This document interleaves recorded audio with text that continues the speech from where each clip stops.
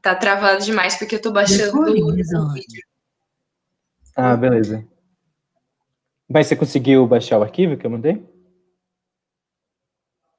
Então, meu computador tá meio lento porque eu tô baixando um videodança que eu tenho que postar no IGTV agora.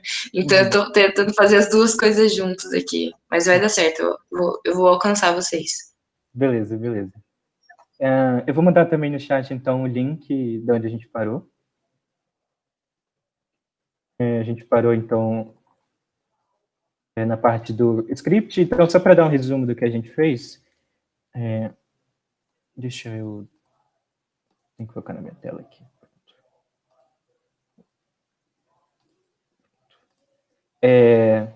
A gente preparou, a gente terminou o mob, que seria a cena do inimigo, né? É bem simples, é basicamente como funciona o jogador, que a gente já fez, o player. A gente só copiou algumas das coisas e o código dele a gente aprendeu algumas coisas novas, mas em geral é bem mais simples. E a gente também preparou a main, que vai ser... A main vai ser a cena que vai integrar tudo que a gente fez. Então, a gente tem um player separado, a gente tem um inimigo separado, e agora a gente vai juntar tudo em uma única tela. Em geral, a main é bem simples, mas ela pode ser um pouco confusa porque ela trabalha com muitos sinais. Então, a gente viu o quanto os sinais do Godot são poderosos, e a ideia agora é a gente vai conectar todos esses sinais e fazer o jogador interagir com o inimigo interagir com a main, e por aí vai. Deixa eu fechar aqui. Beleza. Então, a gente parou aqui fazendo um script para main. Então, vamos lá. Então, vou clicar no nó da main. Nessa opção aqui do lado, com pergaminho, com mais, a gente vai adicionar um novo script. Escolher a pasta, por padrão vem nas cenas, né? Mas é bom a gente colocar numa pasta separada. Então, escolhe a pasta scripts e cria. E aí vai vir o nosso script por padrão desse jeito. Vamos então na documentação. Deixa eu botar isso aqui. Não tem como, mas tudo bem. Então vamos lá. O que a documentação fala para a gente? Ela fala que a gente vai exportar uma variável chamada mobsim. Então eu vou declarar uma variável lá, mobsim. O que essa variável vai fazer? A main, ela vai ser responsável por colocar os inimigos na tela. E para eu colocar os inimigos na tela, eu tenho que fazer uma referência, eu tenho que ligar o script do main com o script do mob, né, que é esse aqui que a gente fez. Então, a gente tem que, no script da main, a gente tem que falar que a gente está usando uma outra cena. Então, a gente vai colocar um export, para ele aparecer na main, mas ele precisa de um tipo, porque se eu não, por exemplo, se eu colocar ele igual a 1, o Godot ele vai entender que ele é do tipo inteiro, aqui assim. Se eu colocar, por exemplo, oi, ele vai entender que é uma string, eu posso digitar aqui do lado. Mas nesse caso, ele vai ser uma cena. Então, como que eu falo para o Godot que ele é uma cena? Então, eu coloco entre parênteses, aqui, se não me engano, que ele é uma package scene, ele é uma cena, é um pacote de uma cena. Quando eu faço isso, aqui eu posso escolher uma cena, ó, eu posso carregar, ou eu posso simplesmente aqui, ó, arrastar a cena do mob e arrastar para cá. E aí, ó, se eu clicar aqui, dá para ver que é essa cena do mob aqui. É um recurso bem poderoso do Godot. Então eu poderia fazer de vários jeitos, né? Como eu disse, eu posso arrastar para cá, eu posso... Tava assim, né? Tava vazio. Eu posso carregar, escolher aqui, que foi mais fácil. Mas basicamente, então, essa variável mobScene, ela é a cena do mob. É essa cena aqui. E a gente precisa dessa cena porque a gente quer colocar aquele inimigo nessa cena. Outras coisinhas que ele fala para a gente declarar, uma variável score, que é a pontuação. Ela pode começar, por exemplo, com 0. uma variável da pontuação. Eu pode começar com nada também, mas vamos colocar 0. Na função ready, ele fala para a gente usar uma função chamada randomize. É uma função que ela vai aleatorizar o nosso jogo. E por que isso é importante? Porque a função, o script do mob, ó, ele usa a função rand-i, que escolhe um inteiro aleatório. Só que essa função, eu vou explicar como que o Godot ele calcula um número aleatório. Ele pega o tempo de execução do seu jogo. Então, por exemplo, se o seu jogo está rodando a 10 segundos, só que nunca está rodando a 10 segundos certinho, tipo 10 segundos e 132 milissegundos. Aí ele pega esse 132, ele faz um monte de operação matemática estranha que a gente não sabe, e a partir disso ele consegue um número aleatório para a gente. Só que aí tem um problema. Toda vez que eu executar o jogo, o tempo zero, sempre vai ser o mesmo valor aleatório, porque ele sempre vai executar no tempo zero, então não vai ser aleatório de verdade. Então a função randomize, ela serve para justamente enganar o Godot, para ele entender que a função randi realmente seja aleatória. Ela realmente ele obriga essa aleatorização. E a gente vai usar na ready porque por causa justamente desse problema que eu falei de ser no segundo zero. Porque a nossa main, ela vai ser o nosso principal. Então, quando a gente apertar play, inclusive, quando a gente aperta o play mesmo do jogo, ele pede para selecionar a cena principal. E já que a gente está com a main pronta, a gente pode até aí selecionar a main. E ela vai ser a primeira coisa que vai ser executada. Então, esse randomize ele vai ser executado no tempo zero. E aí não vai ter o problema usando a rendia no mob. E eu acho que o player também tem alguma coisa aleatória, não tem? Não tem. É só o mob mesmo. Mas enfim, então esse é o primeiro passo. Exportar a variável do tipo package.scene, que é uma cena comprimida, né? Porque o Godot, em termos de otimização, ele sempre deixa uma cena compacta para ela ocupar pouco espaço, e colocar essa cena, a cena do mob, numa variável mobScene, declarar a pontuação do jogador, e na ready só colocar um randomize. Esse é o primeiro passo. Vocês têm alguma dúvida?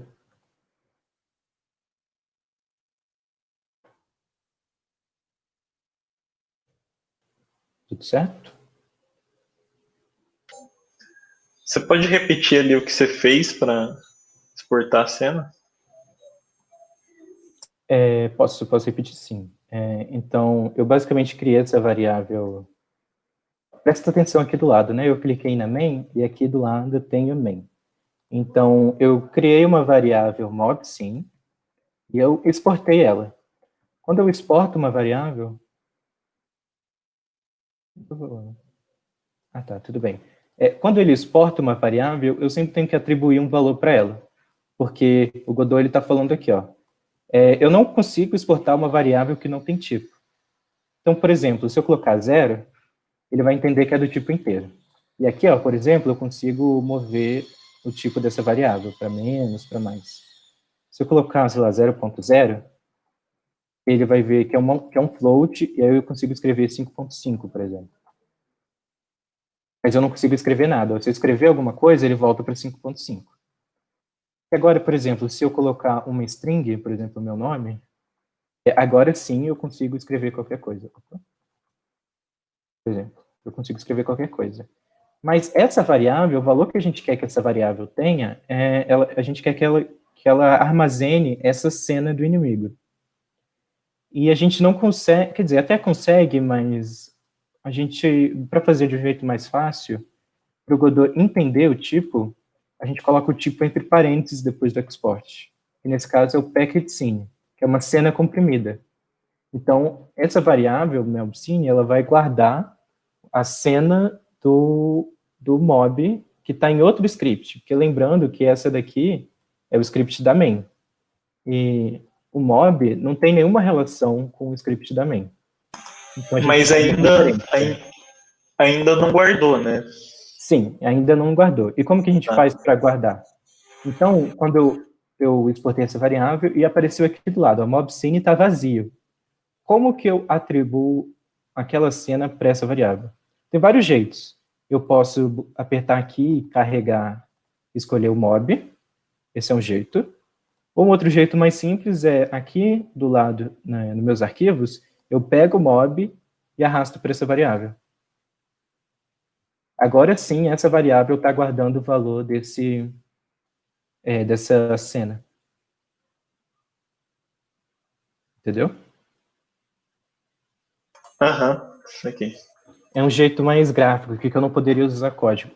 Dá para fazer a mesma coisa usando código. Eu vou fazer aqui, mas vocês não precisam copiar, mas a gente usa preload, e aí entre parênteses a gente coloca o caminho. A gente copia o caminho aqui, e aí a gente copia o caminho.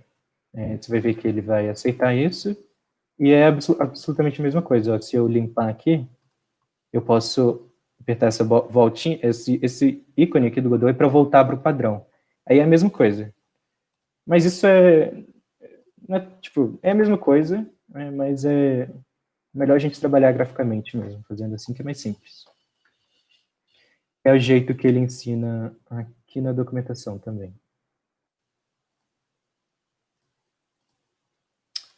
Carlos, Diga. agora que eu consegui organizar tudo aqui, me fala um negócio. Esse arquivo que você mandou aqui, eu baixei e aí eu preciso só colocar a parte do inimigo no meu jogo ou eu tenho que colocar, tipo, tudo assim? Como que eu faço? Bem pensado. Eu mandei o arquivo inteiro, né? Eu mandei a minha pasta, na verdade. Isso. Você pode extrair essa pasta para qualquer Sim. lugar. E aí, quando você abrir o Godot, você faz um escanear e procura onde está essa pasta. Então peraí. Aí, escaneio. Isso, Quando abre o Godot. isso. Você vem escanear. Nossa, onde que é escanear agora? A primeira coisa aqui, ó, essa opção aqui, ó, escanear. É que eu já entrei nele no Godot. E aí eu não sei como que. Tá. Você pode... Tem uma opção aqui, se eu não me engano, cena... Onde é que é? Saíram. Sair do editor. Mas ele fecha o jogo, né? Então é melhor só abrir de novo, fechar e abrir de novo. Eu tô tendo muito problema, assim, com, com abrir o jogo também. Eu tô tendo que executar sempre. Então, quando você abre um jogo, ele sempre abre nessa página estranha 3D, geralmente. Mas aqui não, porque eu já estou trabalhando nela, mas geralmente ele abre assim, olha. Abre assim, né? E aí a gente só precisa, tipo, aqui tem as nossas pastas, né? É só abrir a pasta cenas e selecionar a cena que você quer trabalhar, por exemplo, o player. E quando clica, ele já automaticamente muda para o 2D. Não, na verdade, até para abrir mesmo o jogo, sabe? Tô tendo que, tipo, procurar ele não tá fixado, parece, no meu computador. Sei, tá. Vou ver se eu consigo. Aí eu tô tendo que executar toda vez que eu entro e sempre demora muito para entrar. Mas eu acho que eu achei aqui o seu. É só abrir, então, É só eu extrair aquela pasta e abrir ela. dentro do próprio joguinho. Sim. Tá. Eu vou tentar fazer isso. Tá demorando. Pode ir continuando se vocês quiserem. Ok, ó, mas para te ajudar, então, quando você abre o Godot, se você vier em editor, configurações do editor, e aqui você for em diretórios, aqui você consegue colocar qual que é a pasta padrão que o Godot vai escanear pelos projetos. No caso, eu coloquei a minha pasta documentos. E aí, por exemplo, você pode mudar para outra pasta, que ele já aparece direto naquela página principal. Vou colocar, inclusive, aqui em cima também. Vamos ver se eu acho aqui nessa página. Nossa, é muito complexo ainda pra mim esse negócio. Eu entendo. Até acostumar com a interface demora um pouquinho. Mas essa é a ideia também, vocês se sentirem confortáveis usando a interface. Se tiver dúvida, eu mostro onde é que é, como é que faz. Ai, eu fico nervosa e aí eu fico mais confusa ainda com tudo isso. Você quer compartilhar sua tela e a gente vê junto? Sim, eu acho que é melhor. Beleza. Eu tô procurando onde que tá a pasta. Onde que tá agora? Compartilhar tela. Aqui.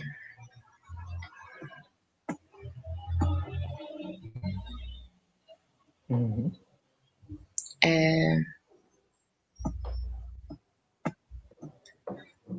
Eu tô procurando o seu jogo, o que você colocou pra mim. Mas eu não tô nem achando. Será que se eu não colocar a pasta dentro daquele lugarzinho não resolve? Lá. Resolve, mas se você fez alguma coisa diferente do meu, vai sobrescrever seus arquivos. Aí, você que Ah, eu sabe, acho né? que não tem problema. Vou Então você fazer. pode... Beleza, você pode só copiar ali em cima mesmo. Tá, aí eu pego isso, levo o projeto pra cá, né? Ou será que funciona isso? Não. Eu acho que não, porque ele tá compactado. Tem que extrair primeiro. Tá. Ah, não, uai, tá. Uai. Ó, tá sim. Precisa extrair, será? Isso. Extrair. Sim, aí é porque aí você tá... Isso, exatamente. Extrair tudo, exatamente. Boa. Ah, tá. Eu não tinha extraído. Ah, sim. Beleza. Será que eu coloco isso aqui? Aí você escolhe a pasta. Ah, eu vou colocar no primeiro jogo mesmo. Não pode colocar dentro Ixi. de outro que já existe. Tá. Tenta colocar no documentos ou no downloads. Tá, mas eu não dou luta, então. Beleza. Beleza. Aí agora eu entro lá no jogo. No Godot. No Godot. Uhum. Scan. Ó, pode escanear.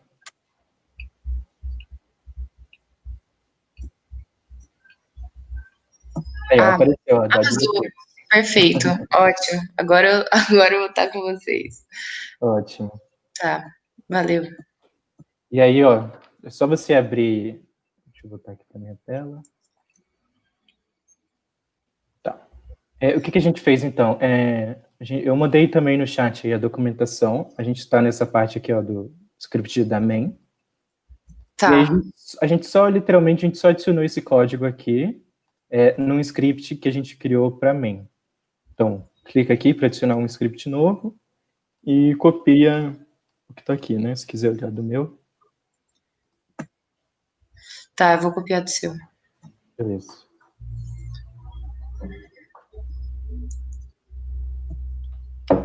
Vamos seguindo, então. Sim. Enquanto isso, aqui ele está explicando o que eu falei do mob, que tem vários jeitos de fazer isso e tudo mais. Agora a gente vai a gente vai colocar um inimigo na tela também. Só que o inimigo a gente não precisa criar uma variável, o inimigo não, desculpa, para o jogador. A gente não precisa criar uma variável para o jogador, porque o jogador ele só vai para a tela uma vez. E aí tem um jeito mais simples de fazer isso. Sempre quando a gente adicionava um nó na cena, a gente clicava nesse mais, não é? Agora a gente vai usar o ícone do lado, que é esse cadeado aqui, que ele é para instanciar uma cena. O que é uma instância? Lembra naquela aula, no primeiro reunião do horário de desenvolvimento, a gente viu o que era uma classe e tudo mais, né? Então, um objeto, ele é uma instância de uma classe. O que isso quer dizer? Então, eu vou fazer isso no Paint, que eu acho que vai ficar mais fácil. Então, eu tenho aqui a minha classe pessoa. Nossa, escrever no Paint vai ser chato. Vou colocar P. Minha classe P, que é a minha classe pessoa, ela tem nome e idade, por exemplo. Isso é a minha classe. Quando a gente cria uma cena no Godot, é como se a gente estivesse criando uma classe. Isso não é um objeto, isso é uma classe. Isso aqui são as definições de um objeto. Então, uma classe, ela pode ter vários objetos. Então, eu posso ter, por exemplo, uma pessoa que é Carlos e tem 20 anos, por exemplo. Mas eu posso ter outro objeto da mesma classe, que é, sei lá, Maria, que tem 25 anos, por exemplo. Então, isso daqui é uma classe, essa é a definição da classe, e esses daqui são os objetos dessa classe. Essa é a grande diferença. No Godot, a gente chama uma classe de nó, ou cena também, que a cena nada mais é do que um conjunto de nós. Então, é um nó ou cena. E os objetos, eles são instâncias. Nossa, escrever com mouse é bem chato, hein? Mas acho que vocês entenderam. São instâncias.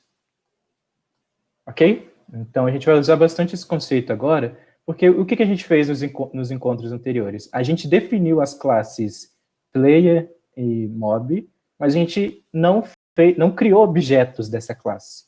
Então, agora a gente vai criar esses objetos e colocar esses objetos dentro do jogo. Ok?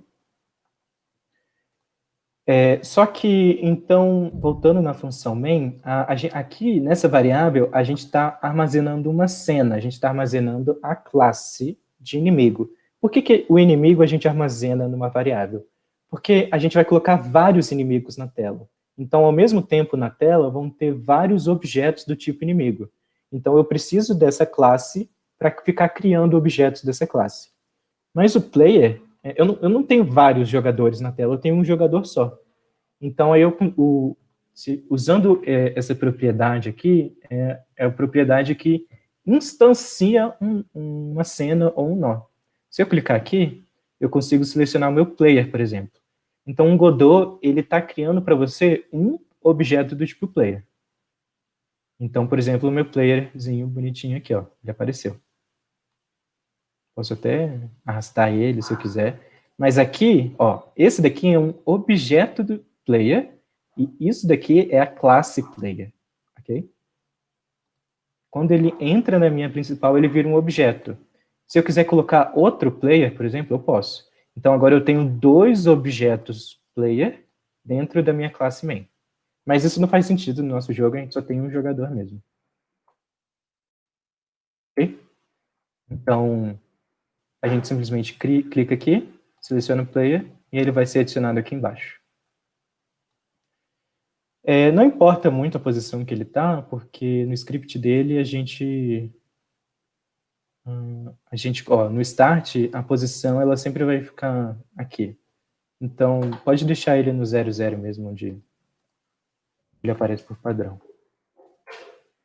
Mas, enfim, a gente então instancia o player só, clicando do lado do mais, a gente clica nesse cadeado, não, nessa corrente, e seleciona aqui o player. Ele vai aparecer ali, ok?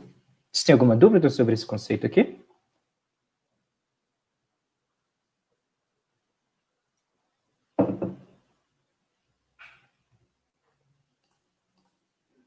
Eu não estava... Tá, eu não estava colocando isso no vídeo, então eu vou falar de novo, só para ficar no vídeo depois.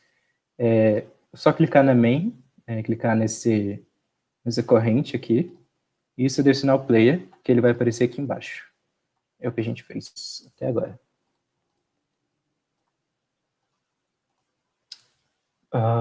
Ok, beleza.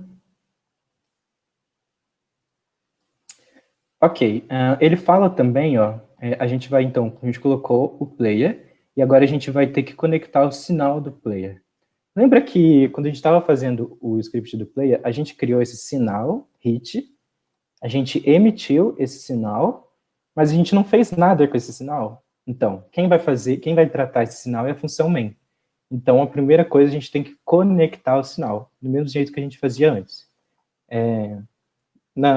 Hoje a gente vai basicamente ficar conectando vários sinais. Então, só lembrando, para conectar um sinal, a gente clica no nó que a gente quer conectar, nesse caso é o nó player, que a gente acabou de distanciar. Aqui nessa janela do lado, onde tem um inspetor, a gente vai trocar para nó. E aqui tem todos os nós desse objeto, inclusive o nó que a gente definiu no nosso ponto .gd, que é o nosso script, o script do player, que é o nó hit. E na documentação, ele fala para conectar o sinal hit numa nova função chamada GameOver. Então, a gente vai botão direito, conectar. E aqui, ó, que ele pede para selecionar o nome, por padrão vai ser onPlayerHit. A gente vai apagar e vai escrever GameOver. E toda vez que um inimigo colidir com o player, ele vai emitir esse sinal hit e ele vai chamar a função GameOver que está na main. Então, é só mudar o nome para GameOver e conectar. Aí ele automaticamente vai criar para a gente essa função GameOver.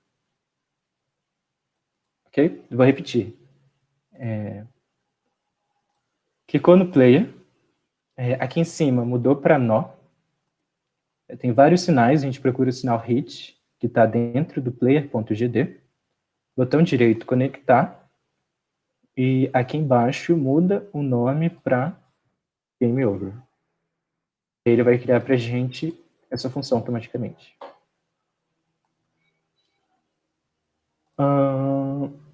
Ok?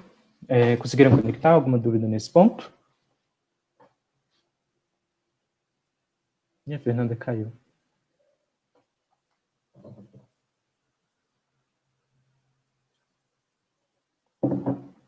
Bom, qualquer coisa, se vocês não estiverem acompanhando, só dá um toque, pode me interromper.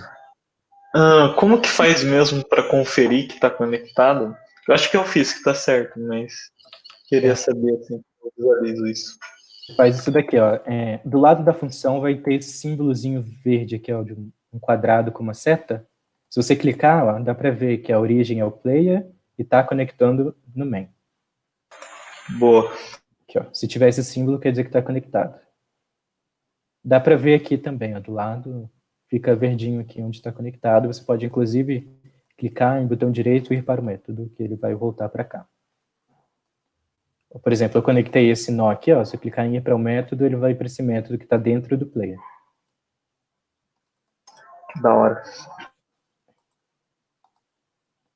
Então, agora ele não está querendo ir mais, mas, enfim.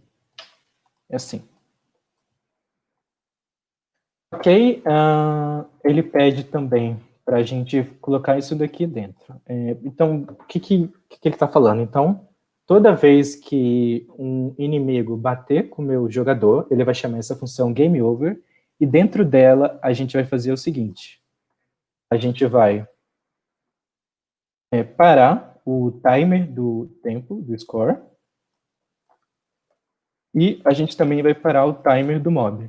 E vamos lembrar o que cada timer faz. Esse primeiro timer é o que vai... ele é responsável por aumentar a pontuação, o score, né? A ideia do jogo é que a cada 1 segundo você ganha um ponto. Então, quanto mais você sobreviver, maior é a sua pontuação. Então, como você morreu, eu tenho que parar de contar a sua pontuação. Então, eu vou dar um stop nesse timer. E esse mob timer, ele é o timer que ele fica colocando novos inimigos na tela. Então, como você morreu, eu não preciso mais ficar colocando inimigo na tela, né? Porque o jogador já morreu. Então, eu também paro esse timer para não aparecer novos inimigos. Então, é só dar um score timer.stop, mob timer.stop. Além disso, ele pede para criar uma nova função new game. Então, do mesmo jeito que tem o game over, vai ter o new game. Dentro dela, a gente vai voltar o score para 0, score, que é essa variável que a gente declarou aqui em cima, que é a pontuação. Então, toda vez que um jogador ele começa um jogo novo, a pontuação dele tem que voltar para 0, tem que começar do 0. A gente vai...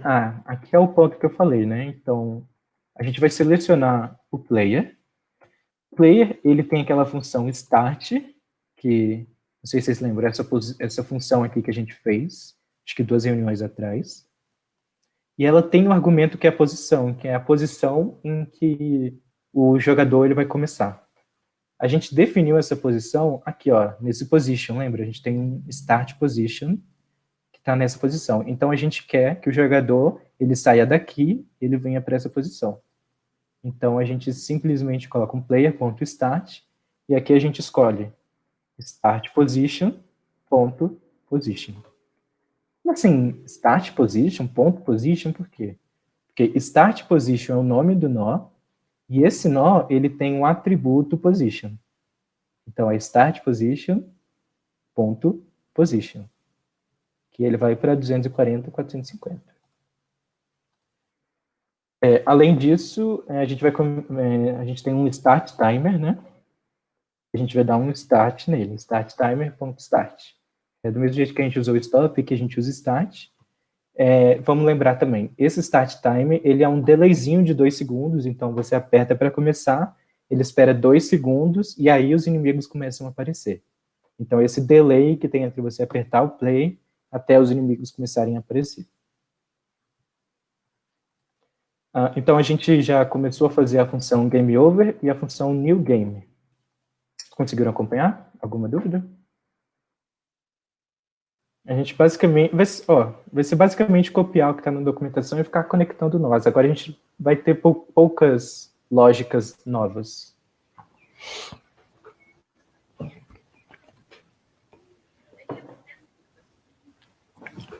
Tranquilo por enquanto. Beleza, vamos seguindo então. Agora a gente vai conectar os sinais dos timers, dos 3. Então vamos lá. Vamos voltar aqui para o 2D. Então a gente vai conectar agora o timeout desses 3 timers. Um timer, toda vez que ele acaba, toda vez que o wait time dele chega a 0, então, tipo, por exemplo, a cada 0,5 segundos, esse mob timer, ele vai emitir o sinal timeout, que é o sinal que avisa que o tempo que eu escolhi acabou. Então, vamos conectar esse timeout dos 3 nós. Então, conectar, de novo. Conectar, e aqui, conectar. E aí eu criei no meu script essas 3 funções. On mob timer timeout, on score timer timeout, on start timer timeout. É o timeout de cada um dos 3 timers que eu tenho.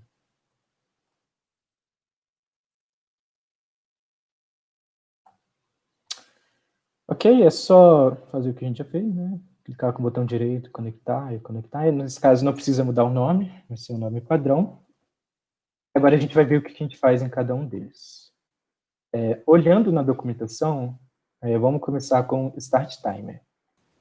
Carlos, rapidinho, só uma perguntinha aqui. Pode falar. Aqui na parte do inspetor, tem lá Process Mode. Eu não lembro se você chegou a falar, mas qual a diferença desse idle para Physics?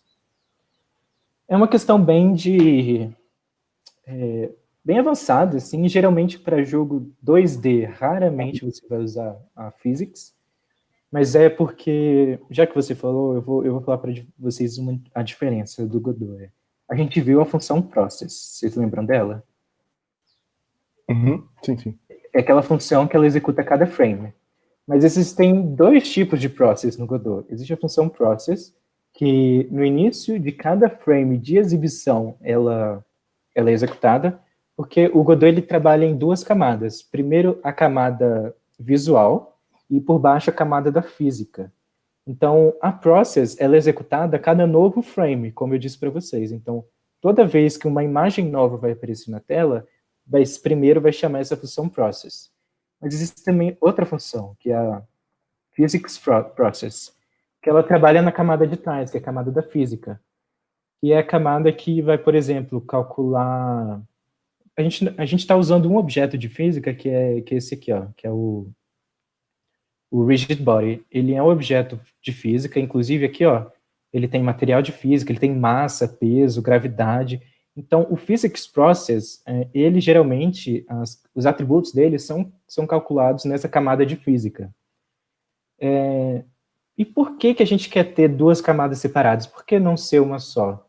Isso é muito importante, principalmente para jogo que é em 3D, porque às vezes o jogo, sei lá, está rodando a 30 FPS, Só que se a física do jogo estiver rodando a 30 FPS, dá, sei lá, aqueles problemas de jogos que, sei lá, você está andando com um carro, você bate na parede e o carro sai voando, sabe? Então, como que a gente resolve esses problemas de física? A gente pode aumentar os frames de física. Então, às vezes, a gente tem um jogo rodando a 30 FPS, mas a camada de física dele está rodando a 120, a 200 frames. Então, a física do jogo é calculada mais rápida do que a process. Caramba, que da hora. Mas é um pouco avançado, assim. Para jogo 2D, isso raramente a gente usa isso. Era só uma curiosidade mesmo. E aí aqui é a mesma coisa, né? A gente pode escolher se um timer ele vai trabalhar no idle, que seria essa camada visual, ou se ele vai trabalhar na camada de física. Isso é interessante porque, sei lá, se você está fazendo uma bomba em 3D, que em 3 segundos ela explode e joga um monte de partícula para o ar. E aí, como o timer vai estar ligado à física, às vezes é bom mudar, mas em geral o idle é o suficiente. Beleza.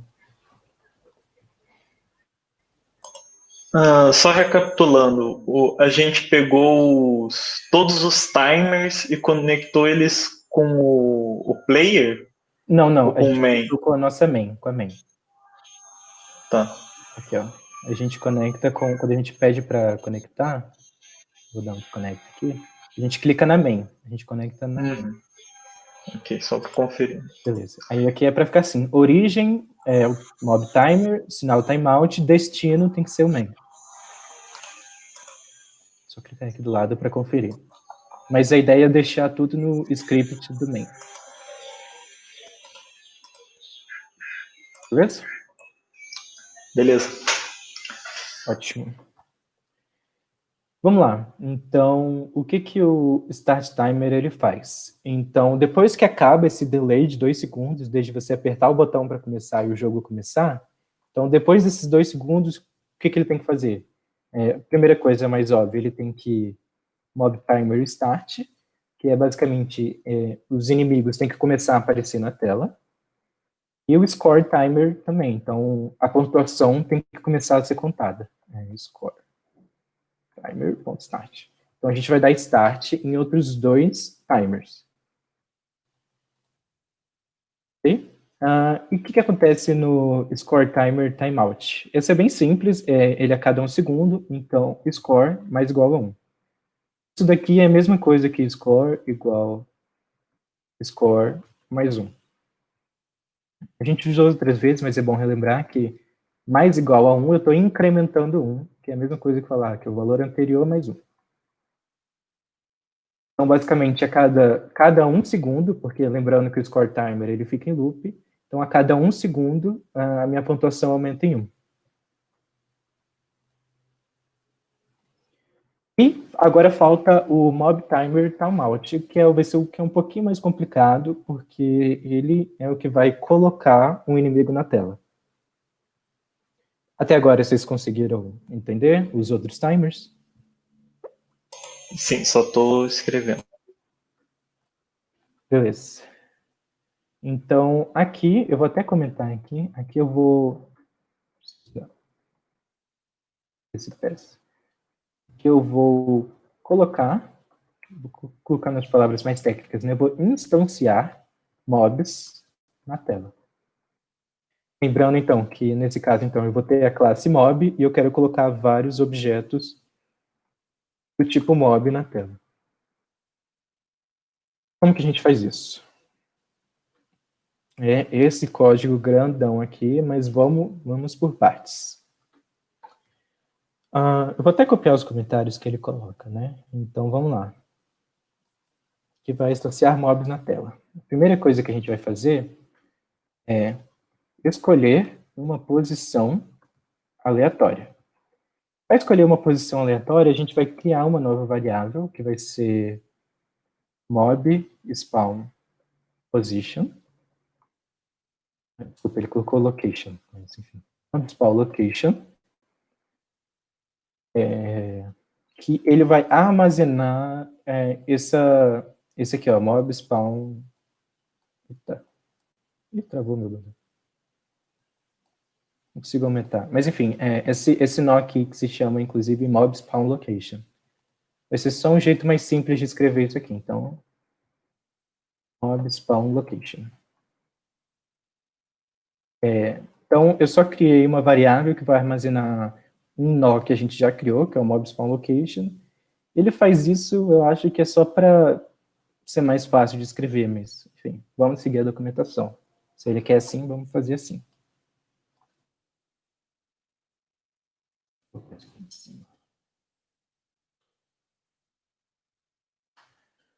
Beleza, e agora a gente vai escolher um valor aleatório. Então, mob spawn location.offset é igual a rand i. Como assim? Vamos relembrar então. Aqui a gente tem o nosso caminho, correto? Essa parte em azul é um caminho. Esse mob spawn location, presta atenção nesse ponto aqui, ó, esse ponto laranja. Eu vou mexer com o offset dele, ó. Tá vendo que ele tá andando? Então, esse offset, ele é a variável que percorre o meu caminho. Então, basicamente, eu estou colocando um inteiro aleatório aqui. Ele pode ser qualquer coisa. Ele, por padrão, ele começa do zero e ele vai até o comprimento do seu caminho. Mas ele funciona em módulo. Então, aqui dá para ver que ele vai até 2.400. Mas se eu colocar, sei lá, 30.000, ele faz um módulo e ele calcula qual seria a posição, tipo, qual a posição 30.000, pensando que você deu várias voltas. Então, a gente consegue usar esse randi, que ele é aquela função do Godot que escolhe uma posição aleatória, e ele vai, e se a gente colocar isso no offset, basicamente ele vai colocar em algum ponto aleatório aqui do seu caminho, que vai ser da onde os inimigos vão sair. Lembrando que os inimigos eles saem sempre da parte de fora da tela, né? Eu vou colocar aqui pegar o GIF de novo. Os inimigos eles sempre saem de fora da tela. E aí a posição inicial deles é definida por esse offset que a gente colocou nas beiradas.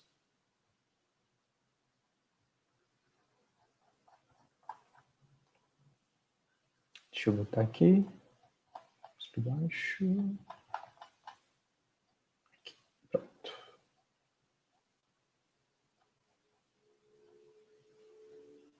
Aqui. Então, é exatamente o que a gente fez aqui.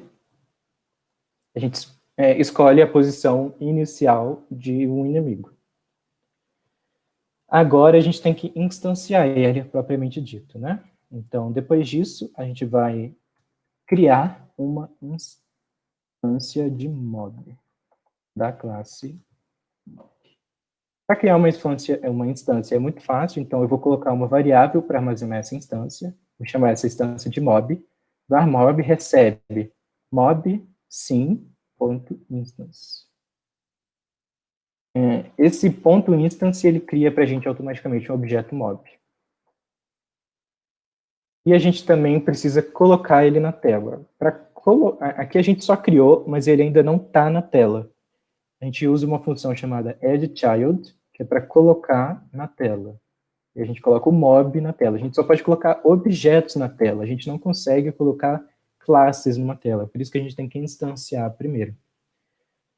Só a título de curiosidade, quando a gente usa essa addChild, é essa função que ela chama a função ready. Então, quando a gente usa esse addChild, ele coloca na tela. Primeiro, ele chama uma outra função, que se chama init. Na verdade, eu falei errado. Quando você chama o instance, ele chama essa função init, que é a função que declara essas variáveis no começo. Quando a init acaba e você usa o addChild, ele chama a ready. Mas isso é detalhes técnicos, não precisa decorar. Basicamente, o que eu preciso saber é que aqui eu criei uma instância e eu coloquei essa instância na tela. Até aqui, ok? Alguma dúvida?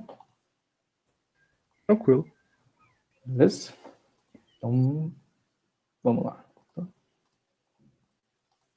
Vamos lá.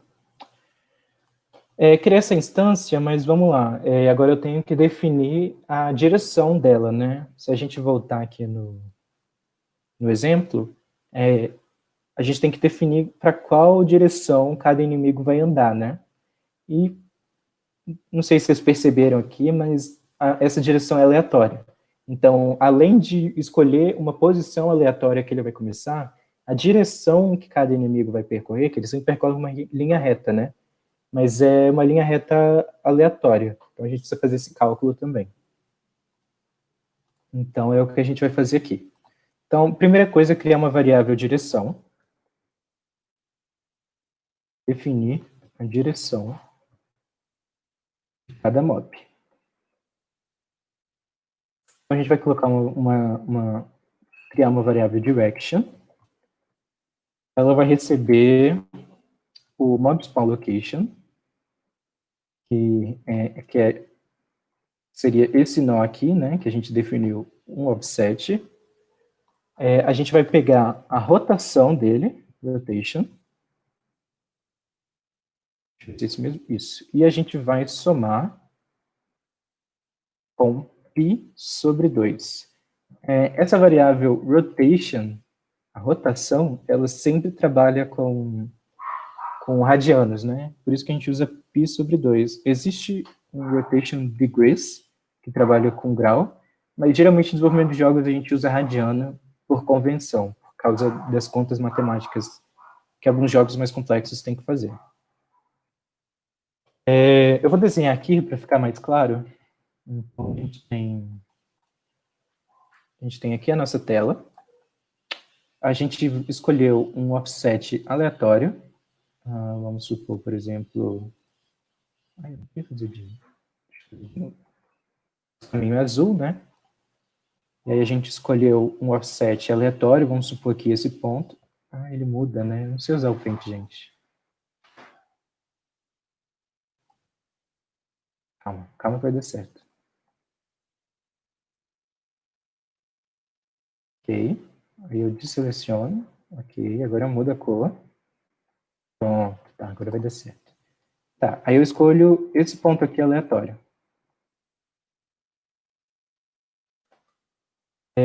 Beleza.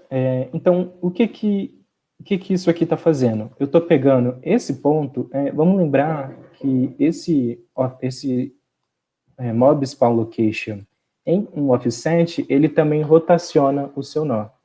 Então, se ele tivesse aqui, por exemplo, ele ia estar olhando para frente. Se ele tivesse aqui, ele ia estar olhando para lá. Se ele estiver aqui, ele vai estar olhando para cá. Então, com isso a gente pode entender que esse ponto daqui, que deveria estar em vermelho, esse ponto daqui, ele está olhando para baixo, ok? Para baixo. Então, a gente está pegando essa direção, que no caso é 270 graus, né, que é 3π sobre 2, se eu não me engano, e aí a gente está somando π sobre 2. Basicamente, a gente está criando uma direção que aponta, que é perpendicular, ok? Então, se fosse aqui, seria para cá, se fosse aqui, seria para cá, se fosse aqui, seria para cá. A gente está pegando a direção perpendicular, simplesmente somando π sobre 2. Ok? Estou pegando uma direção que é perpendicular, que faz 90 graus com a direção que eu estou apontando, e ela sempre vai apontar para dentro da nossa tela. Deixa eu ver. Beleza. E, além disso, um pouco aqui mais para baixo, ele soma isso daqui com um valor aleatório de menos π sobre 4 ou π sobre 4. O que isso significa? Isso significa que, além disso daqui, a gente vai aí a gente tem duas opções. Ou a gente, vamos pensar o pior caso, a gente soma π sobre 4. π sobre 4 é 45 graus, então, de cá, ele vai para cá. Ou, o outro pior caso é que ele vai menos π sobre 4. Então, no final das contas, como que apaga? Então, no final das contas, ele vai sempre andar numa posição aleatória aqui, tá vendo? Ele pode ir para qualquer valor aleatório pensando na perpendicular dele, para menos 45 graus ou mais 45 graus. Então, aí a gente consegue fazer com que ele se mova aleatoriamente entre esse intervalo aqui. Vocês entenderam essa parte de calcular as direções? É basicamente continha de vetor. Sim, sim. Interessante, assim, quando a gente pega alguns conceitos simples e consegue fazer coisas interessantes com eles. Sim. Então, se a gente for olhar o GIF de novo, ele faz exatamente isso. Ele está sempre indo perpendicular, mas é um valor, é um intervalo de mais ou menos 45 graus entre a perpendicular dele. Interessante, né? Ok, então vamos continuar aqui no código. A parte teórica a gente já passou. Vamos ver o código. Então aqui a gente conseguiu pegar a perpendicular dele. A gente vai falar que primeiro a gente vai setar a posição desse mob que a gente criou. Position, que é igual ao mob spawn location .offset. Então, basicamente, a gente está movendo. Deixa eu fazer ele como um quadrado. Esse quadrado rosa é o nosso objeto, tá bom? Então, sei lá, o nosso objeto ele sempre começa na posição 0, 0, que é aqui, né? Então, a gente tira ele dessa posição e bota na posição que a gente quer. É o que a gente está fazendo aqui. Então, mob position vai para o mob spawn location .offset, que é esse ponto aqui no caminho. E a gente vai lá e bota aqui o nosso inimigo. Depois, essa variável direção que a gente criou, a gente faz essa aleatorização de mais ou menos 45 graus. Posso colocar até aqui embaixo, acho que vai ficar mais assim, né? Então, a gente pega o ângulo de 90 graus, a gente faz essa aleatorização de menos π sobre 4 até π sobre 4. Define a posição e também tem que definir a rotação. Então, a rotação do meu mob vai ser essa direção, que eu defini aqui aleatoriamente. Então, definir a direção e atribuir esses valores ao inimigo. Instanciado. Aqui a gente definiu a posição aleatória, aqui a gente instanciou o inimigo, aqui a gente definiu a direção aleatória, e aí a gente juntou as duas coisas.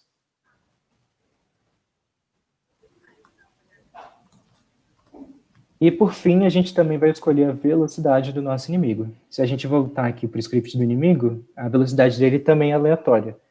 Tem uma velocidade mínima e uma velocidade máxima. Agora a gente vai escolher a velocidade do mob. Então, a gente vai criar uma variável velocity.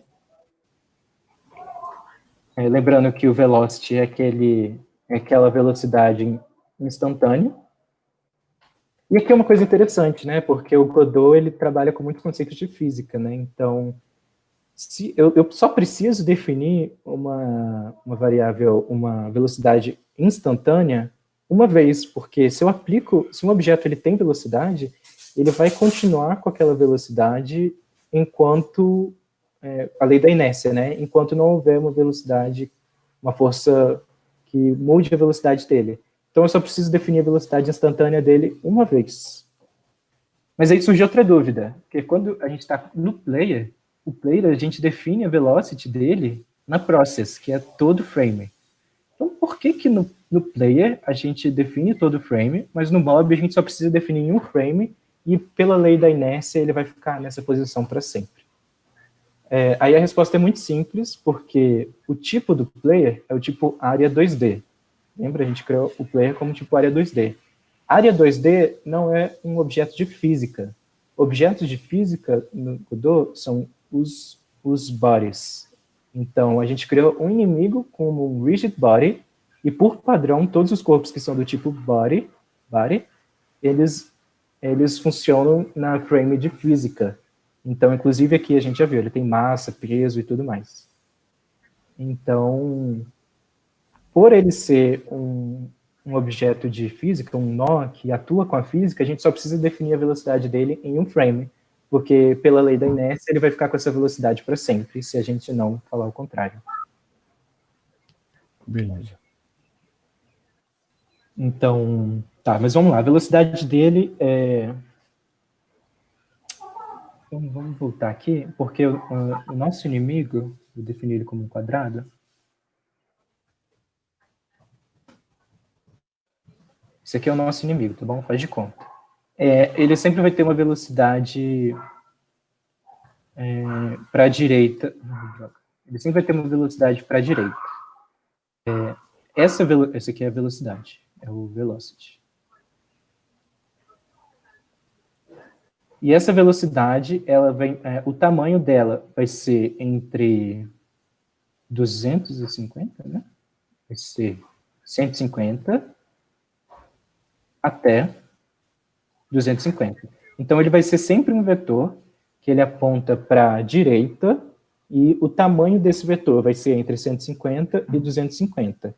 Mas, como a gente vai rotacionar ele, né? A gente está rotacionando ele aqui, mob rotation recebe o direction. Se a gente rotacionar isso daqui, ele vai para qualquer direção, né? Então, quando a gente rotaciona ele, ele segue, ele vira... Ai, meu Deus. Esse direct, ele... Zoeira com a minha cara o pente. Preciso mudar para preto? Sim, vai ser esse mesmo. Então, esse direction aqui, ele vira isso daqui que a gente acabou de definir. Mesmo ele sempre estando para a direita, como a gente vai rotacionar ele, a gente consegue colocar na posição que a gente quer. Então, para criar um vetor que vai sempre para a direita, por exemplo, 150 e 0 no eixo y. Só que não é 150, né? É um valor aleatório. E aqui esse valor ele pode ser número fracionável, por exemplo. Então, a gente coloca range, 150, 250. A diferença do range para o range i é que o range ele é para float, né? Ele é para ponto flutuante, é para número decimal com vírgula. E o range i, ele é só para inteiro. Nesse caso, a gente quer ter velocidades fracionárias. Podia ser o range i também, mas aí ia ser mais chato, né? Porque a gente ia ter que usar aquela fórmula range 150 mais range i módulo 150. Ia ser meio chato, então é melhor só a gente usar o range, que é mais fácil. Beleza, então a gente coloca essa velocity e aqui, ó, como ele é um corpo de física, como que ele é um body, ele atua com física, ele tem essa variável linear velocity, recebe velocity. Recebe a velocidade rotacionada, rotated, no eixo, na direção direction. Para andar certinho. Rotated mesmo? Rotated, isso. E é isso. Assim que a gente instancia o inimigo, define a posição aleatória dele, a direção aleatória dele e a velocidade aleatória dele. Então tem bastante conceito de aleatorização. Só mais um detalhe que eu falei para vocês, que a função range, a função ou range ou range, ela sempre pega com o tempo de execução do jogo e aplica uma fórmula complicada, né? Isso é verdade, só que toda vez que ele aplica uma fórmula, ele troca para outra fórmula. Então, a gente tem 3 funções de aleatorização sendo executadas no mesmo frame. Mas isso não vai dar problema, porque toda vez que você usa uma, ele troca para outra fórmula. Então, a gente tem certeza que aqui sempre vão ser valores diferentes. E a gente não precisa ficar usando randomize toda hora. Só no 0 que vai ser sempre 0, né? Exatamente, Porque, tipo, toda vez que eu fosse executar o jogo, o primeiro mob, ele sempre ia aparecer no mesmo lugar, com a mesma velocidade, tal, sabe? Com a mesma velocidade não, com o mesmo lugar mesmo, que ele só... Isso daqui ia ser sempre igual. O 150 e o 250 ali são radiandos, né? Aqui não, Não, isso daqui Isso aqui não é direção, né? Isso aqui é velocidade. Inclusive, tá. eu fiz errado aqui, né? Eu usei 150, mas na verdade é mob.min speed e mob max speed, que é a mesma coisa, só que, né, a gente tem variáveis para isso, então se a gente mudar aqui, automaticamente muda aqui também. Nesse caso, não são radianos, porque isso aqui é uma velocidade. Então, justamente o tamanho desse vetor, né? Se a gente for fazer o eixo cartesiano, aqui é o eixo x, né? E aqui é o eixo y. Então, por isso que aqui vai entre esses dois pontos e o y é 0. Mas onde que ele ganha direção da velocidade? Aqui, ó, quando a gente bota o ponto rotated direction, Isso. ele é uma função que ele calcula automaticamente, tipo, ele pega o comprimento desse vetor e cria um novo vetor de mesmo comprimento, mais que aponta para a direção que eu mando. Beleza. Que no caso é a posição direction.